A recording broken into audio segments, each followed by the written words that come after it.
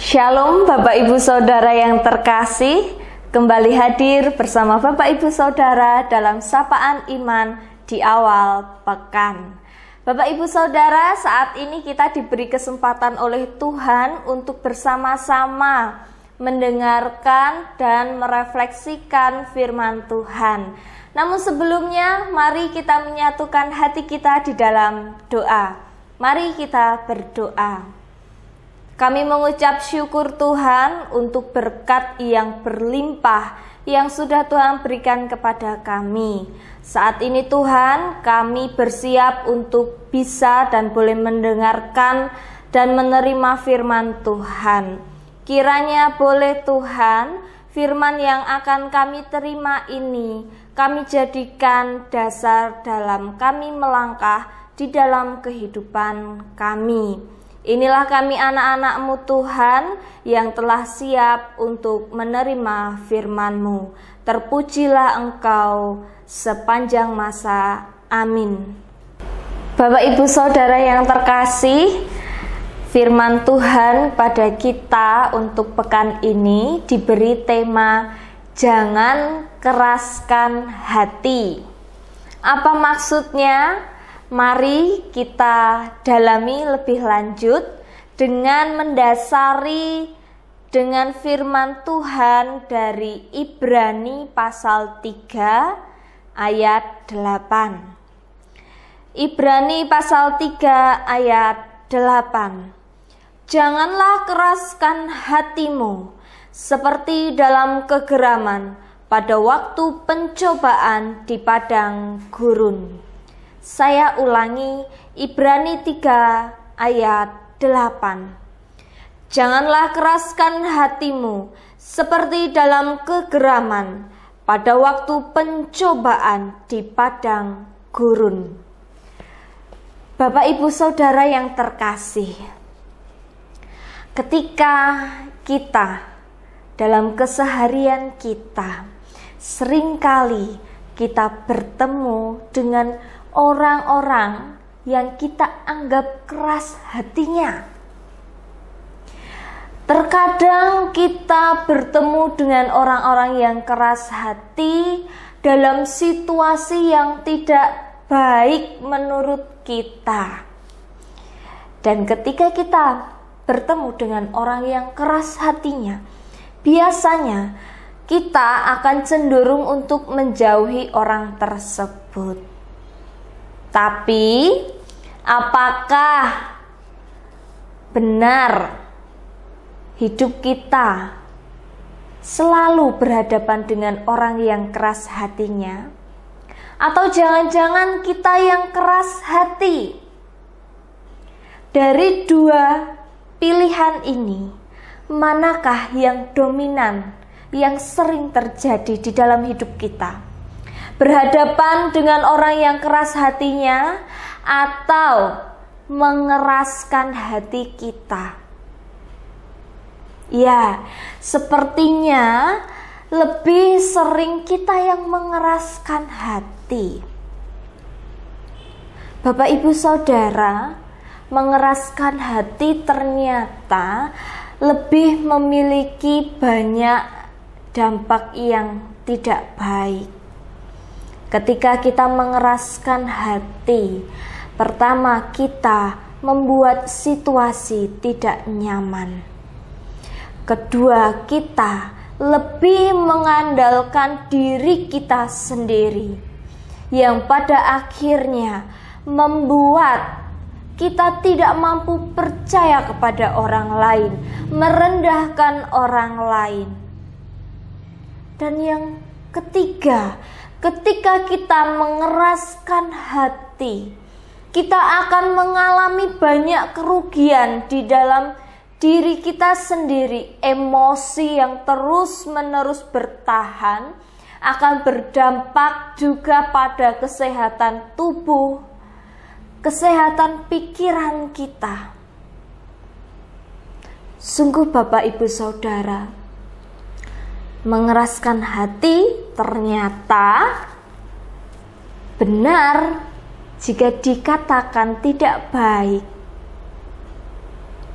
Terlebih Bapak Ibu Saudara, dalam pekan keluarga ini, ketika di dalam keluarga kita masih terus mengandalkan hati kita yang keras, maka sudah tentu tidak tercapai dan terciptanya kondisi keluarga yang penuh dengan damai sejahtera, penuh dengan kasih Tuhan.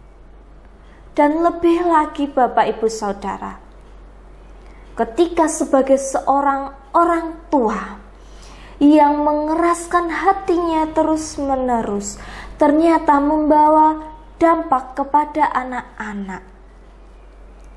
Apalagi ketika anak-anak dalam proses mereka untuk meniru orang-orang yang di sekelilingnya, meniru kebiasaan orang tua, maka tindakan dan sikap mengeraskan hati bisa saja diikuti oleh anak-anak, yang pada akhirnya anak-anak dalam pergaulannya juga tidak membawa damai sejahtera bagi teman-teman mereka. Selain itu, anak-anak cenderung untuk melawan orang tua. Anak-anak tidak mampu percaya kepada orang lain. Dan yang semakin berakibat buruknya adalah anak-anak gampang terjerumus kepada hal-hal yang tidak baik. Karena dia menganggap bahwa apa yang dia yakini adalah kebenaran yang mutlak. Ini adalah dampak yang berbahaya. Jadi Bapak Ibu Saudara, mengeraskan hati bukan hanya berdampak pada diri kita sendiri, tetapi juga bisa berdampak pada anak cucu. Karena itu tepat bagi kita. Tuhan memberi firman kepada kita, janganlah keraskan hatimu seperti dalam kegeraman pada waktu pencobaan di padang gurun. Terkhususnya Bapak Ibu Saudara, ketika kita dalam pergumulan, dalam masalah, apabila kita masih saja mengeraskan hati kita, maka bukan jalan untuk memecahkan masalah yang kita dapat, tetapi justru kita memperbesar masalah itu. Masalah menjadi semakin lebih runyam lagi.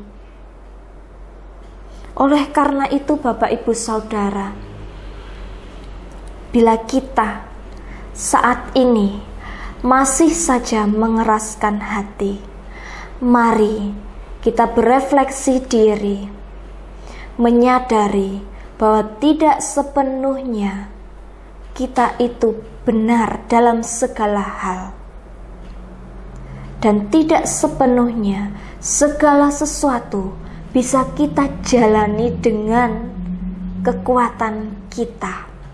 Kita masih membutuhkan orang lain. Kita masih membutuhkan Tuhan untuk segala sesuatu yang kita hadapi. Karena itu Bapak Ibu Saudara, yang mampu untuk menghancurkan hati yang keras adalah diri kita sendiri. Mari kita ciptakan damai sejahtera dengan saling memahami, saling bertoleransi, supaya damai sejahtera dan kasih Allah senantiasa kita rasakan di dalam kehidupan kita hari lepas hari. Tuhan Yesus memberkati kita dalam upaya kita untuk menghancurkan hati kita yang keras ini. Amin. Tuhan Yesus memberkati. Bapak Ibu Saudara yang terkasih, Untuk memulai langkah kita dalam upaya menciptakan damai, mari kita memohon pertolongan Tuhan supaya hati kita yang keras yang kita miliki saat ini bisa dihancurkan, diganti dengan hati yang dipenuhi oleh kasih Tuhan. Mari kita mohon pertolongan Tuhan, mari kita berdoa. Tuhan Yesus yang penuh kasih, saat ini Tuhan, kami mengucap syukur untuk firman yang sudah Engkau berikan kepada kami. Mohon ampun Tuhan, bila selama ini kami masih terus mengeraskan hati kami. Mohon ampun bila kami masih ada di dalam kebenaran menurut pribadi kami masing-masing ini Tuhan. Mohon ampun bila dengan kekerasan hati kami, justru kami tidak mampu menciptakan damai sejahtera. Dengan kekerasan hati itu, kami seringkali menyakiti orang lain, memperkeruh suasana. Kami mohon ampun untuk itu semua ya Tuhan. Saat ini Tuhan, di pekan ini, kami mau memperbarui diri kami menjadi pribadi yang dipenuhi kasih Tuhan, menjadi pribadi yang saling memahami satu dengan yang lain, sehingga boleh kehidupan kami menciptakan damai sejahtera, dan bolehlah kehidupan kami juga menjadi saluran kasih Tuhan bagi sesama kami. Inilah kami Tuhan, anak-anak-Mu yang siap untuk Engkau bentuk.